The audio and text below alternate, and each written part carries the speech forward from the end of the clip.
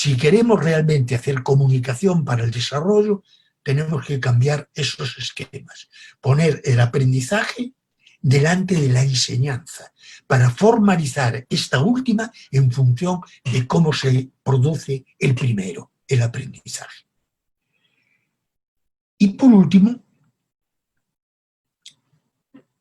¿qué tipos de mensajes hay? Bueno, yo diría que hay mensajes de desinformación, mensajes de manipulación, mensajes de información, mensajes de autoexpresión, mensajes de educación, mensajes de capacitación y mensajes de comunicación. Me explico. Son mensajes de desinformación aquellos que deliberadamente no traducen los datos a información, y son diferentes, y nos dan datos que nos llevan a decisiones erróneas, porque la información, los mensajes de información, son claves para dos cosas, para sensibilizar y para facilitar la toma de decisiones. Entonces, la desinformación tiende a que tomemos decisiones erróneas. La manipulación son los mensajes que tienen más valor de uso para el emisor que para el receptor. Son mensajes que nos obligan a tener conductas que favorecen al emisor, pero no al receptor. Los dos tipos más sustantivos de mensajes manipulatorios son la publicidad comercial y la propaganda política. ¿Ustedes han conocido algún partido político que diga quiero llegar al poder para aumentar la mortalidad infantil, disminuir los salarios y empeorar la situación de la gente? Jamás. Ningún partido político ha dicho eso. Pero cuando llegó al poder, lo hizo. La propaganda política es totalmente engañosa y la publicidad lo mismo. Los hombres nos convencen de que si tomamos tal marca de cerveza, al salir a la puerta de la calle nos cae en brazos una gringa rubia de ojos azules en tanga. Y si tomamos suficiente cerveza como para que eso se produzca, vamos a estar impotentes. Y a las mujeres las convencen de que usando esta marca de desodorante, al llegar a la puerta de la casa, las está esperando el príncipe azul. Y pueden sacarse llagas en los sobacos con ese desodorante que les recomendaron, que al llegar a la puerta de la casa, en lugar del príncipe azul, va a encontrar al viejo verde. Son totalmente manipulatorios, nos llevan a conductas indeseables. Los mensajes de información son mensajes que facilitan sensibilizarnos frente a cosas que no conocíamos o conocíamos mal y que nos permiten tomar decisiones oportunas y adecuadas.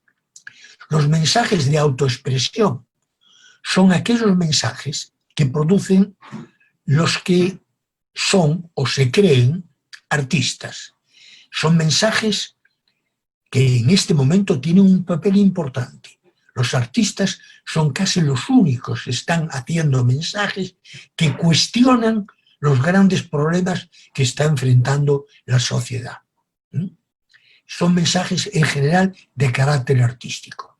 Claro, de nuevo, cuando el pintor entra al mercado, se terminó la autoexpresión. Tiene que pintar para el marchand, para ver qué es lo que se vende. Y lo mismo sucede con la música. Primero lucraban las disqueras. Con la red ahora todo el mundo tiene acceso. Se puede reproducir sin pagar un centavo. Entonces los grupos musicales viven de los conciertos en vivo. Un buen foco para la diseminación de la pandemia. Y los mensajes de educación son mensajes tendientes a modificar actitudes. Los mensajes de capacitación suman a la información y la educación las destrezas psicomotrices como para tener conductas sociales y productivas que tiendan al desarrollo. Eso es la capacitación. La capacitación modifica las conductas. Y por último, los mensajes de comunicación tendrían que ser estos. Espero que algún día se termine la pandemia, pueda viajar a Ayacucho y pueda dialogar con ustedes cara a cara, y eso sería realmente comunicación. De cualquier manera, voy a empezar a contestar las preguntas que han hecho, aunque debo decir que me quedé en la mitad de la exposición. Profesor, ¿de qué manera resulta relevante metodológicamente la elección de los elementos que se comunican? ¿Existen dispositivos o principios metodológicos? ¿Debemos accionar para permitir a los sujetos hablar, especialmente en el contexto latinoamericano? Menuda pregunta. Mira, la elección de los contenidos, de los elementos que se comunican, es parte del diálogo que tiene que entablar el comunicador con los diversos estamentos de la sociedad en que vive. A nosotros, el Ministerio de Agricultura nos pedía capacitar campesinos en técnicas productivas. Sin embargo, produjimos un curso de mejores viviendas con adobe, con el cual se construyeron depósitos de semilla de papa, postas médicas, etc. Es decir, veíamos al campesino de manera más integral. En principio, el que era en ese entonces director de Cencira no le gustó nada que hiciéramos construcciones con adobe. Nos dijo, eso es tema del Ministerio de Vivienda. Pero cuando lo invitamos a inaugurar la posta médica con el ministro de Salud, estaba muy contento de que hubiéramos hecho ese curso. Yo creo que ahí hay un punto muy álgido para el comunicador. Él no puede decidir qué es lo que necesita el otro. Tiene que analizarlo y discutirlo con el otro y llegar a acuerdos. Y a veces hay que conceder. A veces hay que conceder. Yo me acuerdo que teníamos monitores y les habíamos sacado el sintonizador. Y en épocas de partidos de fútbol volvimos a instalarlo para que pudieran ver el partido de fútbol. Porque también tienen derecho. Pero nosotros queríamos usar los instrumentos básicamente para capacitar y no para que se transformara eso en una telenovela por entregas.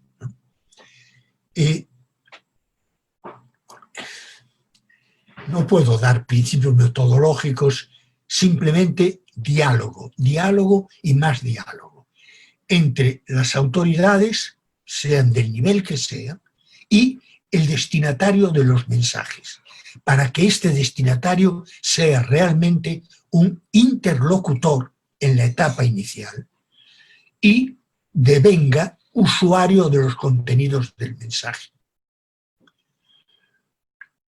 Durante su experiencia ha trabajado con organizaciones de niños o televisión alternativa y si es así, si ha aplicado la pedagogía audiovisual.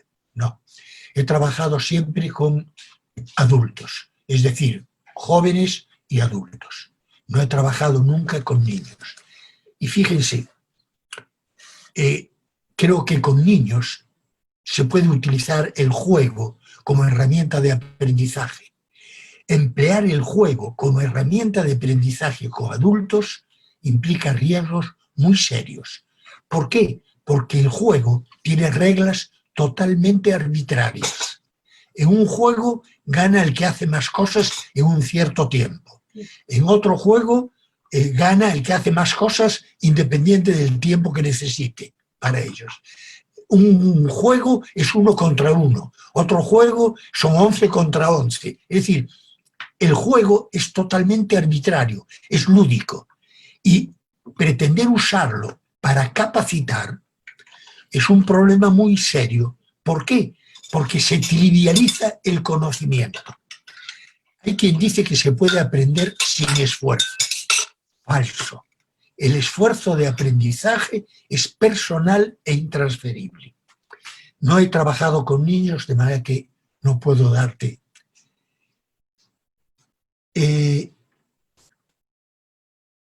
Mejora de la calidad de vida, sí, pero ¿desde qué enfoque? ¿Mirado desde quién? Lo que es bueno para uno o una no siempre lo es para otros.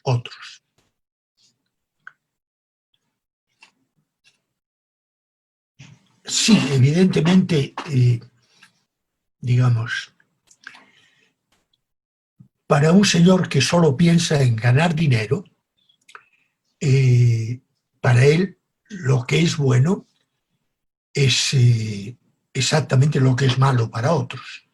Yo he planteado que el desarrollo tiene que tender a una sociedad donde se valore la diversidad, donde se respete a la mujer, donde haya emulación pero no competencia, donde haya émulos pero no competidores. Esa es la sociedad que yo planteo como sociedad desarrollada, donde la seguridad de vida al nacer y la buena nutrición de la madre y del hijo deben estar garantizadas, donde el acceso a la educación, a la salud, al deporte y a la cultura deben ser función social y no privada. Esa es mi imagen de lo que debe ser desarrollo. Y claro está, pueden estar de acuerdo o estar en total desacuerdo, pero esa es mi imagen del desarrollo.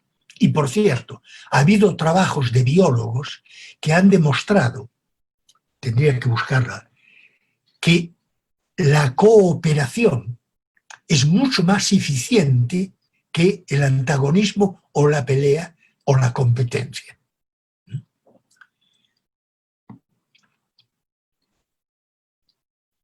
Desde su experiencia en campo, en proceso de desarrollo, ¿cuáles son los errores en los que vio que siempre se recae al momento de formular indicadores para medir el cambio en el desarrollo?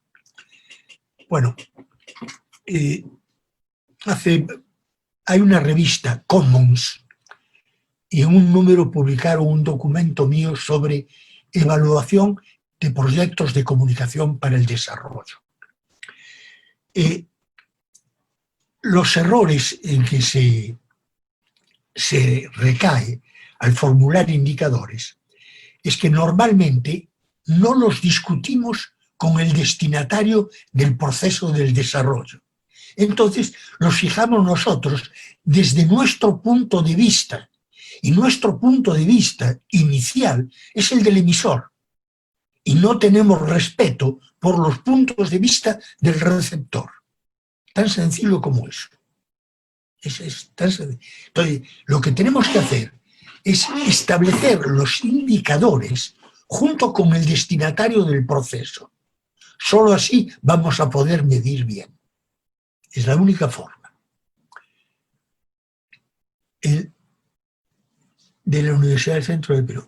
En la actualidad se observa la educación liberadora o bancaria. Bancaria, evidentemente.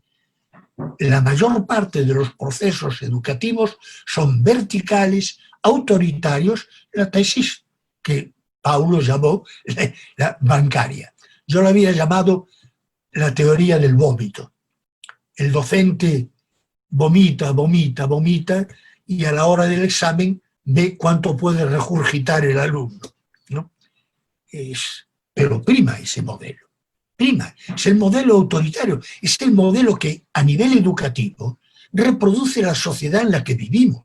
No podemos tener un modelo educativo ajeno a la estructura social en la que vivimos. Y la estructura social en la que vivimos es una estructura de poder piramidal, una cúspide con muy pocos y muchos recursos y una base muy amplia desposeída. Esas son las sociedades en que vivimos. Aquí y en la quebrada de Dají. Mira lo que está pasando ahora en Estados Unidos, lo que está pasando en Brasil con la pandemia. Los primeros infectados, clase media y media alta, los que tienen dinero para viajar y hacer turismo. Gran preocupación, alarma, pero luego la epidemia se contagia a los que no tienen nada, pero prestan servicios a estos.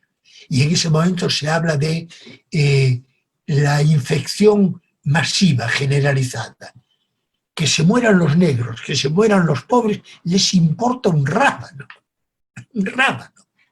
Y eso lo ves ahora, esta pandemia está poniendo en el tapete todos los problemas de inequidad que vive la sociedad. ¿Cuál es su postura sobre la comunicación comunitaria y si esta llegaría a ser propiamente una metodología para el desarrollo sostenible en contextos interculturales? Sí. Yo creo que la comunicación comunitaria es fundamental. Y es fundamental porque, fíjense, normalmente cuando vamos a una comunidad encontramos dos tipos de líderes. El líder oficial, que muchas veces no tiene nada de líder, y el líder natural, que generalmente permanece ahí en el fondo, no se da a ver. En esa comunidad tiende a repetirse la estructura social que la comunidad ve a nivel de departamento, a nivel de provincia, a nivel de estado. Entonces, un buen sistema de comunicación comunitaria es una vacuna para frenar esas tendencias.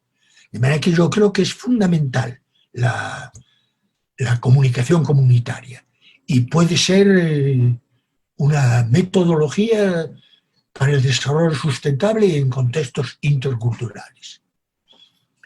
¿Qué visión tiene acerca de la pedagogía en la actualidad, donde no solamente se modificó el medio de lo tradicional a lo virtual, sino también las condiciones de comunicación? Mira,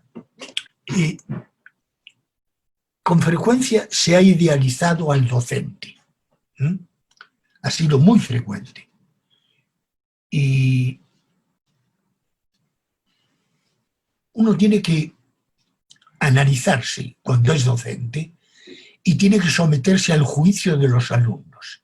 El docente está al servicio, pero no a las órdenes del alumno. Está clara la diferencia. La función del docente es ser útil para los alumnos, pero no estar a merced de los vaivenes, caprichos o no. La conducción pedagógica la ejerce el docente. Pero eso tiene que hacerse en términos acordados con los alumnos. Los alumnos tienen que saber que van a la universidad a hacer un esfuerzo para aprender y que el papel del docente es facilitarle el aprendizaje. No puede evitar el esfuerzo de aprendizaje, repito, es personal e intransferible, pero sí puede hacer que el alumno aprenda más en menos tiempo, o que aprenda de manera más satisfactoria, de manera más gratificante, para sentirse estimulado para seguir aprendiendo, ¿no? De manera que yo creo que se modificó el medio. Bueno, no por completo, perdóname. Simplemente se ha perdido mucho y no se ha ganado nada. Yo estoy dando clases en la Universidad de Chile y cuando cerró se propuso dar los cursos a través de la red, usando Zoom o usando Skype, alguno de los 4 sistemas que existen. Y yo contesté que para preparar el curso, para hacerlo a distancia, necesitaba 4 meses, porque la falta de contacto con el alumno hace que tenga que estructurar el curso de una manera totalmente diferente a como lo daría personalmente. Porque cuando lo estoy dando personalmente, yo estoy constantemente midiendo, evaluando la gestualidad de los alumnos. Si alguien cabecea, si alguien mira con atención, si alguien bosteza, todos esos son los indicadores que me dicen si el nivel es adecuado o no, qué es lo que tengo que repetir o no tengo que repetir, ¿no? Es fundamental. Lo que estamos haciendo ahora es dando clases por televisión, no estamos haciendo pedagogía audiovisual. Pero además, cuando me presentaron, alguien recordó lo que yo tomé de los campesinos en el altiplano. Si lo oigo, me olvido. Si lo veo, me acuerdo. Si lo hago, lo aprendo.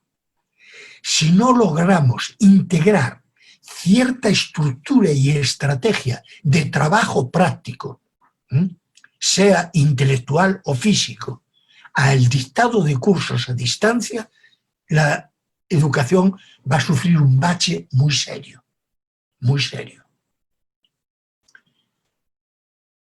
¿Se puede llegar a educar a través de la publicidad y o propaganda?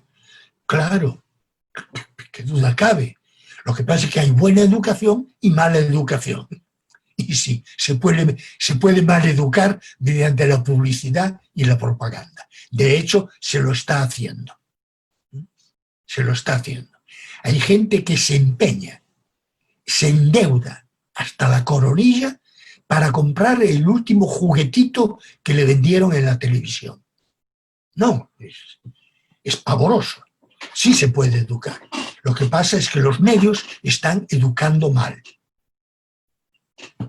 Y hay gente bien educada y gente mal educada. En un escenario de campaña política, ¿es posible plantear una audiencia activa que responda a un mensaje de manipulación? Menuda pregunta. Mira, los alcaldes de dos ciudades grandes, una Lima y otra Valparaíso, les he hecho una propuesta de un sistema de comunicación ciudadana. Este sistema consistía en una caseta o un punto cada 100.000 habitantes, localizado este punto en zonas de mucho tránsito de gente, pero donde la gente pudiera detenerse. En esta caseta, una computadora y una persona operándola. Sobre él, una pantalla de 4 metros por 3, con una franja arriba con información diaria, desde la temperatura hasta el mercado y los precios de los productos.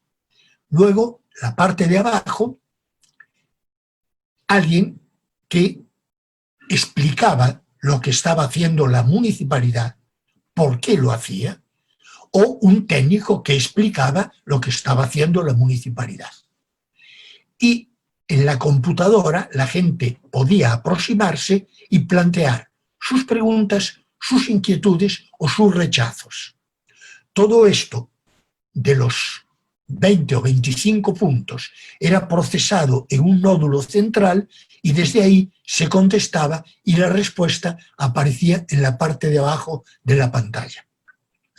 Ese era el sistema de comunicación ciudadana que propuse a dos alcaldes. Ninguno me dio pelota, evidentemente. La información es poder. Nadie cede poder sin pelear. Tan sencillo como eso. Pero yo diría que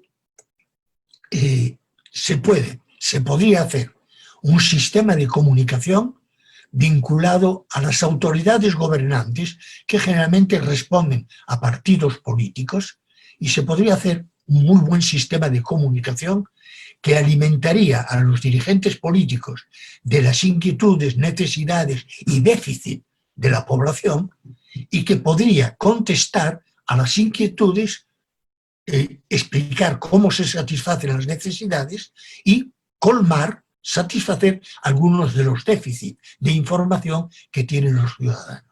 Es posible. Hace falta voluntad para hacerlo.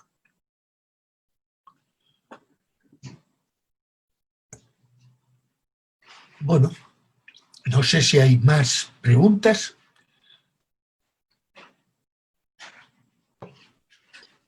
Aparentemente no. Siempre ha habido críticas a la labor también del comunicador para el desarrollo, en el que generalmente nosotros, como se nos dice, no se nos paga por pensar, sino muchas veces producimos materiales que ya vienen estructurados desde afuera, ¿no? Muchas veces la cooperación para el desarrollo o este gran mercado de la cooperación para el desarrollo, muchas veces ya viene estructurado desde afuera con un paradigma, contenidos y formas de transferir información, de transferir tecnologías que necesariamente no son preguntadas al productor, sino que por el nivel del proyecto o las exigencias que se tiene dentro de los proyectos, tanto a nivel de ONGs como a nivel de municipios, ya estas estructuras no se pueden modificar. Entonces, muchas veces al comunicador para el desarrollo lo que le queda es solamente ejecutar. No está desde el nivel de planificación o decir, bueno, esto es lo que yo conozco en campo y esto es lo que podemos hacer. Entonces, muchas veces dependemos de los presupuestos y también de los alcances que ya están prefijados en el proyecto y es como una camisa de fuerza de la que no podemos salir, ¿no? Muy pocas veces se nos consulta. Yo, bueno, sí tuve la oportunidad de trabajar durante un tiempo en una ONG que estaba fuera de la cooperación de desarrollo, pero el presupuesto y el financiamiento venía desde afuera, desde Suiza y Bélgica. Y se me dio la posibilidad de poder desarrollar materiales, siguiendo la metodología que le aprendí de usted, doctor, en la que sí salíamos a campo y todos estos saberes, estos conocimientos andinos eran recopilados, ¿no? Entonces, una vez que se venía al gabinete y se ponía en consulta con el equipo técnico, se podía ver que no, el equipo técnico, que eran profesionales de agronomía, de veterinaria, de acá de la Universidad de San Cristóbal de Huamanga, muchas veces entraban en conflicto y decían, pero esto no es así, esta es la práctica de ellos. Pero ellos lo vienen haciendo hace mucho tiempo con buenos resultados. Entonces había esta manera dialógica, ¿no?, de poder empezar a escuchar a los productores, cuáles eran sus posiciones, su punto de vista, sus saberes, su cultura, ¿no? Y empezar a, más que adecuar los materiales, era construir desde sus conocimientos. Entonces, la gran crítica que hay hacia la comunicación para el desarrollo es esta, ¿no? De que muchas veces nosotros estamos atados para pensar y ya vienen estos paradigmas desde afuera con un financiamiento, un propósito, y muchas veces no en favor del desarrollo, sino de intereses de quienes los financian. Entonces, no sé si usted podría de repente cerrar. Ahí a lo que entra, Ricardo, es a un problema serio. Yo lo experimenté. Yo trabajaba para la FAO, Naciones Unidas, y trabajé para la OIT y trabajé para UNESCO. Y siempre me encontré, aprendí muy rápidamente algo que me dijo un experto con mucha experiencia. En la FAO me dijo, el reglamento hay que leerlo por el borde. Hay que trazar estrategias de supervivencia. Es evidente que la gente ignora la sabiduría. Mira, te cuento, perdón un instante, a los pocos semanas de estar en Lima, viajo a un valle del norte para empezar a conocer el país. Y veo un campesino, evidentemente serrano, sembrando algodón. Y al terminar el surco, sacaba algo de la chuspa y lo ponía en... Entonces me acerqué, charlé con él y le pregunté, ¿qué está haciendo? Estoy poniendo un maicito al final del surco. ¿Y por qué pone un maicito? Es que el maicito abriga a la Pachamama. Dicho así, superstición, ¿no? La Pachamama. Me voy a la universidad y le pregunto a Óscar Blanco. Dime, Óscar, me encontré con este campesino que estaba haciendo esto. ¿Qué hacía? Estaba haciendo control biológico de plagas. ¿Cómo? Sí, porque las plagas que atacan el algodón ahí en la costa son esta y esta. Pero si hay una planta de maíz, se fijan en el maíz y no atacan al algodón. Ahí empecé a recuperar la sabiduría tradicional. El problema es que ve tú a decirle a un individuo que ha estudiado la primaria, la secundaria, 5 o 6 años de universitaria y luego ha hecho un posgrado en el exterior, vete tú a decirle que tiene algo que aprender de un campesino analfabeto. Lo estás agrediendo, ¿te das cuenta? Es una agresión. Es muy difícil, pero esto habría que discutirlo a lo largo, con más tiempo. Pero hay que trazar estrategias muy finas para, sin enfrentarse con el que proporciona los recursos, satisfacer las necesidades reales de los hombres rurales. Y esto a veces implica, y es una de las cosas que nunca logré definir, lo que llamé la teoría del peaje. Yo quiero circular por una autopista, me cobran peaje. ¿Cuánto puedo pagar de peaje sin quedarme sin plata para comprar gasolina? Bueno, yo sé que hay que ceder.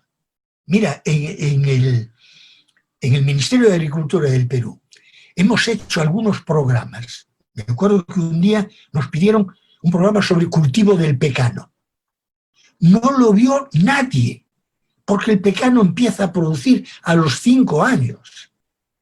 Y nos habían dado contenidos que no explicaban que era una alcancía, que era un ahorro para el futuro, invertir hoy en sembrar pecanos.